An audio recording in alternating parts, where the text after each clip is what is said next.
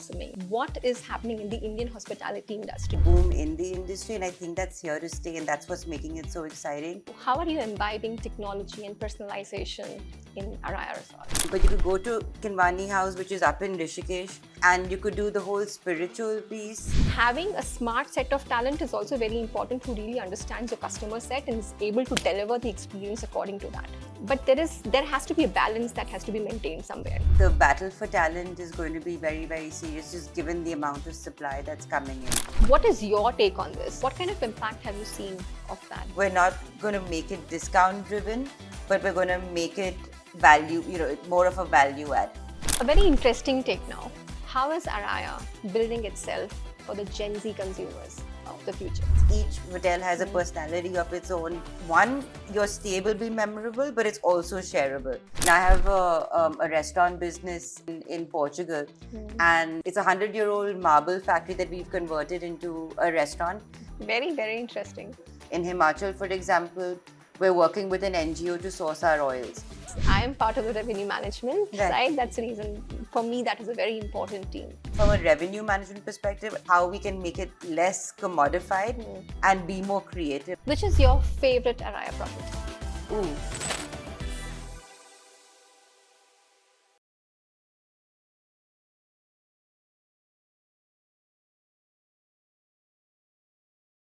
Hi, Amruta. Welcome to the Road Ahead talk show. Thank you for being here.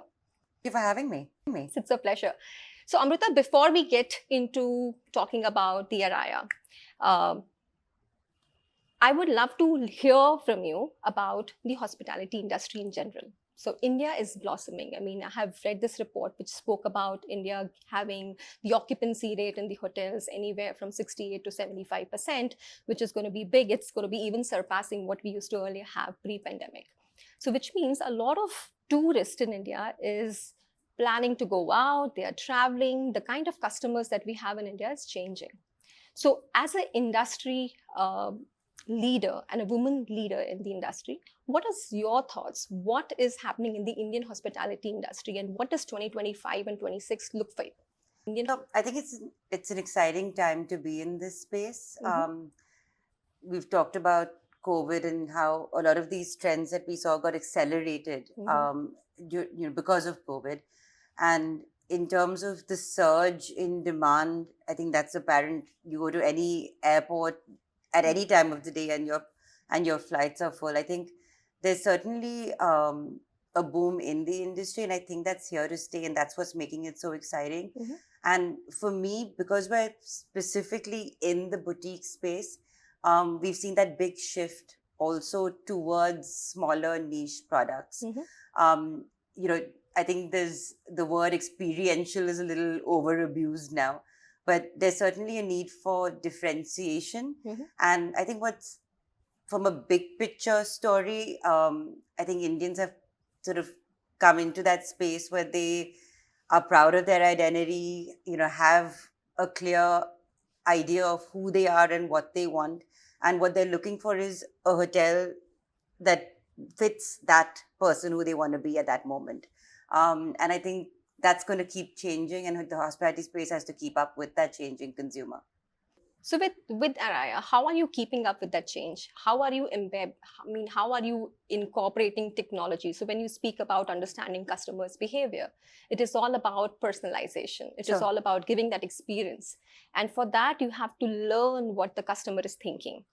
And that requires technology, that requires patterns. So how are you imbibing technology and personalization in Araiya Resorts? So it starts with the space itself. And I think we can't put ourselves into boxes anymore and say, this is your source and that's your segment, and look at it the traditional way.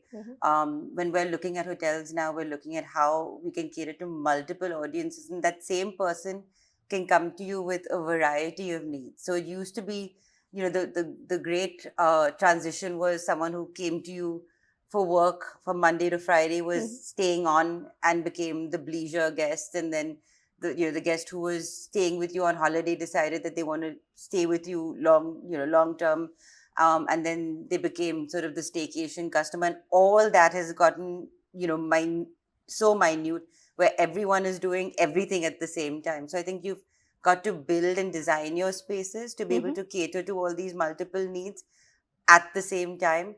And I think from the technology side, what we're seeing is being able to adapt that space Mm-hmm. and allowing a guest to figure out what all he can do while they're on site, Mm-hmm. even pre-arrival, right? So they Okay. can then plan their stays accordingly. So when we're sending out a pre-arrival form, Mm-hmm. we're also small format, so we're not doing the check-in at the count. I don't think we have counters in most of our properties. Okay. So the idea is that the guest gets off their car, and you're welcoming her, and you're with by name, and she's being whisked to her room, and that's how it works, right? And we know when you arrive that you're a single female, who loves adventure sport, and we know that before you arrive. So Wow. your stay is then curated, so even the experiences that we would even put forward Mm-hmm. would be based on what we already know about you. So it's no longer, so you could go to, say, a Kinwani house. We've only got 6 suites. But you could go to Kinwani house, which is up in Rishikesh. Mm-hmm. And you could do the whole spiritual piece, and then, sit in your balcony on your own, enjoy the views and watch the Ganges from a distance, or go down and do an arati if you wanted to participate and, get into that whole Yeah. immersive experience. But the same guest could come to us on a girls trip and decide to book all 6 suites and have a completely private, different kind of adventure. Mm-hmm. They could go out trekking instead, and then, or set up a movie night on the lawns just for themselves. True. Karaoke in the glass pavilion with no eyes watching. So I think the whole idea is that it's the same space, Mm-hmm. and the way we use technology really is to preempt what they'd be looking for. So it's the same space, but then we know beforehand what you'd want to do. I mean, and we do little things like in terms of guest history. So our housekeeping team would be trained to even look at what's been consumed in the minibar, go through your trash, and it goes into the guest history. Wow. So when you're coming back, Very if interesting. you've devoured a whole box of peanuts, the next time you come in, maybe the amenity is going to be something made homemade but with peanuts. Wow. So the whole idea is that we're trying to learn as much about you so that we can, we don't need to be ask you anymore what it is that you want, and technology allows us to do Yeah. that. So I mean, we're doing the smarter things where we're sending out forms. So all the admin side of it is taken care of Mm. pre-arrival, but it's also then during the stay, what's being placed in your room, what's being offered to you in terms of an experience. All of that is based on what we already know about you. And very interesting that, I mean, as you said, that the people at the property, even the janitorial side, they are trying to understand the behavior of the customer. And this requires a lot of training. This requires a lot of, working out with the mindsets of the people at the property to understand the consumer and then feed that information inside your data systems, Right. so that you're able to learn about the persona of that person, right? This requires, while technology is there, the transition in terms of how humans are using that technology is also very important. Right. Here comes the question about the talent side in the hospitality. Sure. I have read a lot about talent in the hospitality industry because the salaries are not enough. People talk about that the talent in the industry is not the best, what they would be expecting, what's happening in the other industries. What is your take on it? Because having a smart set of talent is also very important, who really understands your customer set and is able to deliver the experience according to that. Sure. But there has to be a balance that has to be maintained somewhere. So while I read a lot about what is happening in the hospitality industry, what are other entrepreneurs and the hoteliers talking about the talent side, what is your thought on the talent in the hospitality industry? And not just from your property perspective, Sure. but overall. So I think the battle for talent is going to be very, very serious, just given the amount of supply that's coming in. Mm-hmm. But I think if you're on the leisure side, and especially in remote places like we are, we've sort of flipped that around, saying that what we want to do is then develop our own talent. So we're trying to hire, 90% of our staff comes from within the state. We take on a lot of management trainees who start with us, through the summer, learn the hard way, and then be absorbed. And because we're growing at the pace we are, we can then offer them roles fairly quickly. And as the brand grows, they see it as an opportunity to grow with us. Makes sense. But from a skill development side, I think what we've looked at is actually going out and picking people who are local, who just have that intuition and willingness to learn, and are representative of the place that the guest is in. So what we've tried to transition into is making people, prepare them for interactions and guest interactions, but not necessarily have it scripted. So, that whole anglicized style of training where you're taught to say certainly, sir, and, yes, Very yes, robotic, man. And so we're trying to make it more, you're supposed to sound like you're from that place. There's no need to train people to speak in different accents. It's fine the way they speak. It just needs to be polite and coherent. And I think with interactions, people get more articulate, right? So I think they also learn. So it could be even a local lady who's been hired from the neighboring village who's been taught to do, just the landscape and gardening. But if she sees a guest who's there on, and who's taking their shoes off and walking in the garden, they're, a new age traveler who's into earthing and that kind of thing, she'll, she should be intuitive enough to say, oh, she'll mention it to her colleagues who are doing the experiences. And then we'll have a whole leisure concierge who will come up to the lady and say, oh, do you want to maybe go and do like a forest bathing session, and we can set that up for you. So I think the idea is to just make people more aware, and be bold enough to have the interactions and the confidence to do that, and then make that interaction effective by saying, what have I learned about this person, where I'm making it easier for a colleague to then do something special for them the next time around. I think traditionally it used to happen more on the service recovery side, especially in the big box hotels. If one thing went wrong, every time someone met you, they say, oh, I'm sorry, Miss Nair, we got your order wrong, or we know breakfast was served late. And that becomes almost like a colleague enforcement of the fact that something went wrong. True. So I think we're trying to flip the story and say, okay, if we found something interesting that is, that will really be meaningful for, to the guest, how are you going to make that, have that more positive sort of reinforcement during the stay? Interesting. I mean, you have the technology, you have the right set of training, and training from a mindset perspective. Right. I'm not becoming like a rote learner. No, where the fact is that the technology will only work with the input data, right? Exactly. So it's the system's not going to help you the next time around if that data hasn't been captured. So I think training our artisans to go out there and say, this is what I'm looking for. This is what's going to make a difference, and have that process in place so it gets recorded. I think that's the critical transformation. piece. That's a transformation. That's the critical piece. And then that's when you get that sort of delight factor come in, right? Because it's not your standard, you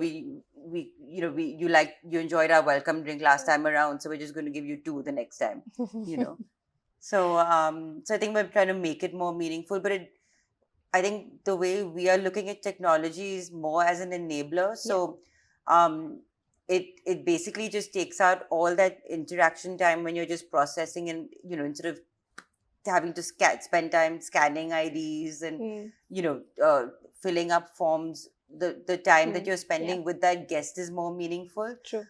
Which doesn't mean that the back end doesn't have to work, and there's still the administrative side of it, but it can be much faster. So there is so much which is happening in the background. So if I'm going and enjoying as a guest, while I'm getting that amazing experience, but there is so much which is happening at the background to make that happen. And so because I work a lot with the retailers as well, and in the retail sector, often people say that, hey, you know what, consumers are no longer loyal. to a brand, because they keep shifting between different brands. Even the luxury brands talk about the same thing, that now there are so many options that is available to my set of consumers, that I somehow feel that, over the period of time, the loyalty side of the customer has changed. So while there is so much which is happening at the back end, as you said, with technology, making sure that we're grooming the people in the right way so that they're able to give an amazing experience, how are you balancing this out? Because in the end, we're doing all of this to bring up the loyalty factor within the customer. The customer should be able to come back again to your property and enjoy it, should be able to remember this. Yes. What is your take on this? How much should this be happening? At the same time, you have to ensure that the profitability of your property is also maintained, because you cannot be doing too much. There is a limit to the spend that you can do in terms of your resources, in terms of your energy. And on one side, we're doing this. On the other side, the world is speaking about the loyalty factors going down. You have to maintain a balance. What is your take about that? The way we approached it was, so we're part of Global Hotel Alliance, and essentially what it is, it's a collection of brands that are independent hotels that have now come together to then be able to compete with the big boys, right? So the idea is that your guest remains loyal to your brand, but they get recognition when they go to other brands within the system. So, for example, in India, we've got Anantara, who's a member, we've got Leela, who's a member, and Araiya, who's a member.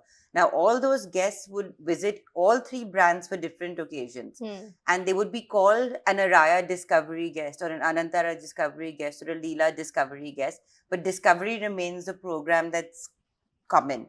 And what we've done is we've taken away that point, the transactional side of it, where it's about earning points. So what you get is a value add during your stay. So whether it's a late checkout, whether it's a special amenity, and even the amenities, you can pick what amenity you want depending on your purpose of visit. So it could be a bottle of wine, but it could also be a midnight snack. It could change depending on the time of arrival and the purpose of the visit. So you would be given options of how to even customize that amenity to suit your need. But so I think our take on loyalty is that we're trying to move away from sort of the point system. That's a big liability on the company's books. And it makes it transactional from a customer perspective, and switch to it where it's more about rewards and recognition. What kind of impact have you seen of that? Because customers are very well trained, because whether it is retail sector or even the airline sector, I mean, they love earning these loyalty points. Right. So you are changing the game. Yes. What we're doing is offering them more. So if you came to me in India and stayed in Araiya, and then you were traveling for work to Berlin, you could stay in a Kempinski. So I think what we're saying is that you could get the same loyalty and recognition as a Discovery member here when you check into a Kempinski, or it could be any of our brands across the world. So I think the idea really is that you're offering them more, so they feel like it's more about the reward, that because I'm a Discovery guest, I'm getting that little bit more, even if it's in a new brand in a new country. So I think the way we're sort of trying to tackle this is by saying we're not going to make it discount driven, but we're going to make it value, more of a value add. Okay, a very interesting take now. Everybody is talking about the Gen Zs entering into the work areas, and now they're changing the game in terms of how the ecosystem, whether it is in retail or in travel, even in hospitality, now they are customers. They are earning, right, and they have their spend as well. So how is Araiya building itself for the Gen Z consumers of the future? So I think again, because we're doing hotels that are a little bit more exotic, in the sense each hotel has a personality of its own, unique characteristics. So it could be an Art Deco heritage property in Rishikesh, or a all tent glamping experience in Haridwar, to a lion safari in Gir. So each of these, I think, are unique enough, so it makes it, I think, a little easier to market to that audience. Mm-hmm. But what we're trying to do when we're portraying our hotels is for them to know that, one, your stay will be memorable, but it's also shareable. So, and I think Very that's interesting. so that's the difference, right? So already we know if a guest comes in, they're going to want to take the food is going to be shot, so the way we present is different, the way we think of lighting in our rooms are different. I mean, I have a restaurant business in Portugal, and it's a 100-year-old marble factory that we've converted into a restaurant. Okay. And there's a lot of entertainment through the night. And so people come in big groups, and they're there for celebrations. So, our staff are trained to take nice pictures, because that's what they end up doing, other than, looking at the service element and trying to customize your cocktail. They're also going to offer to take a picture of the group, Very because that's what interesting. people want. Yeah. Very, very interesting. Talking about wellness. So India is now becoming kind of like a mecca for the wellness tourism. Sure. Whether it is people who have more forex spending who are coming in India, or even Indians themselves. I mean, they are looking for places where they can go, they can regenerate themselves. What are your thoughts in terms of hospitality industry in next 3 to 5 years? What kind of wellness hospitality is going to be coming up, and how does the profitability side comes over there? Because pricing will become very important. Sure. Because this traveler is not very price sensitive. So what is your take on it? So I think we're looking at wellness in a more holistic manner. We've also realized that the audience that's actually traveling for wellness and even for spirituality is much younger. So if you look at religious travel today, 40% is in that 25 to 35 age group. And religious travel to them is going out to a destination, doing a temple visit with friends, and then staying on to extend that into this whole self-discovery wellness mode. So then they're going out and they're saying we'd like to stay on and enjoy that that sort of state of mind that they're in, and maybe do meditation and sound healing and that kind of thing. So it's blurring the lines between wellness and spirituality, and it's this overall well-being, and that I think we're seeing that as a trend. And younger audiences, and they're coming in groups, right? So it's a group of friends who will decide that they want to do the 12 Jyotirlingas over the next 12 years, and then they've got this checklist of destinations they want to go to. And it's not about just doing the temple visit. It's about doing, that extending holistic wellness that comes along with it. But doing it as a community. And if they're not doing it as a group, then they're willing to come in as single people and go on a wellness retreat, which will allow them to explore that and then meet other people and build a community of their own. So I think that's a trend that's going to, evolve. On the more traditional wellness side of things, I think what we're seeing is, again, going back to what we were talking about in terms of customizing even for locals. So in Himachal, for example, we're working with an NGO to source our oils. So it's women who are producing. So and Himachal is known for avocado, for walnut, apricot oils. So we're sourcing oils from a local NGO. So there's a local story and connect there also.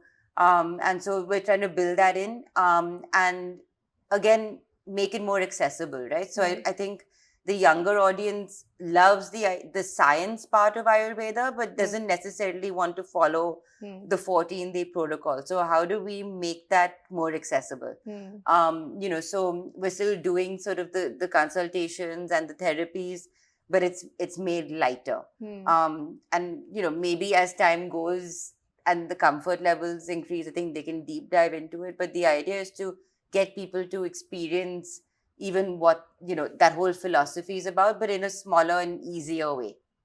Now, a very interesting thing comes up, because I see that you, as a founder and the CEO of Araiya, who's invested so much of her time, resources into making this brand happen, and you have amazing plans for the future as well. a very important team, because I am part of the revenue management, Right. right? That's the reason for me that is a very important team. So, according to you, as the leader of this organization, what are those three things beyond profitability that you're expecting from your revenue management team and the head of revenue management? Going back to what I was saying, each of our properties are personalities on their own. So understanding that it's actually about being more creative, and it's not just again about seasonality, source, segment, but trying to figure out, where there's gaps and how we can fill it by being more creative. So, for example, we've just opened in Gir, but we opened in the off season. So you can come and do a safari still. The monsoon safaris in Diwali are open, but people can still come to us and do a Somnath visit, or they can go do Junagadh. They can come in and do just a completely different nature trails experience, right? So I think the idea is to be more creative and come up with ideas and packages that are not the usual, and be able to portray that hotel in different ways to different people at different times of the year. So, whether if you went to Kinmani, you could go there for heritage, you could go there for spiritual, you could go there for wellness, depending on when you choose to go. And what we're trying to do is replicate that across all our properties. So if you went to Palampur, which is in Himachal, you could go out to be there in the mountains, but you could also just do just all the Devi temples. And or just choose to do, stick with the nature and trekking and and have a riverside picnic with your feet, soaking in the cool water. So you can choose. So I think from a revenue management perspective, we are also being challenged as hotels in terms of how we can make it less commodified and be more creative. And I think that would be my top, sort of request from someone trying to work with us, saying, help us be more out of the box. Wonderful. Very interesting. One last question to end this with. Which is your favorite Araiya property? Which one should somebody who's looking at this podcast, listening to it, seeing you, which property should they explore first? So I'm gonna go with our first project. We opened 6 months before COVID. So we sort of preempted that whole trend. So I think from that perspective, I'm very proud of what we did there. It was the first Araiya, and it's until today, 5 years later, it still stands true to what we were seeking out to achieve. So again, you go take a walk in the orchard, you will have that interaction with someone from that village who will talk to you about the fruits that we're growing in our orchards there. We have a financial controller, Suman, who actually goes out and interacts with guests. So when we have our reviews, his name is mentioned, saying thank you for making my birthday special. Nice. So I think that's one property where I think the whole team has realized that when we can't sort of stick to our silos, and everyone has a chance to interact with that guest and make it more meaningful. So if I had to pick, I'd pick my first baby. Oh, how sweet is that? Great. Thank you so much for your time and sharing your wonderful insights about the hospitality industry, about Araiya, and how the future looks like. Thank you so much. Thanks for having me. So Amruta, here is the rapid fire for you. I'm ready. Okay. Ready? Great. So it's going to be questions coming fast at you. You'll have to respond back to me in less than 30 seconds. All right. What kind of leader are you? Depends on what temperature the coffee has been served. Hotels which are run by women leadership, how are they different than others? Attention to detail. Wonderful. One word that comes to your mind when I talk about hospitality? Service. Talent or technology? Empowered by technology. Not great. Your favorite Araiya property? Great. I'm a firstborn myself, so I think I'm going to pick my first baby. Sustainability, is it fashion or is it reality? It's a must. Are people ready to pay for sustainable products? Not yet. but they'll pick you if they feel that you're doing a good job. Luxury segment, what makes Araiya different than anybody else? We're vocal for local. So we love collaborating with NGOs, with craftsmen, with even people within the community, and you get to interact with them on property. And I think that's what makes us different. Wonderful, great, you did a good job.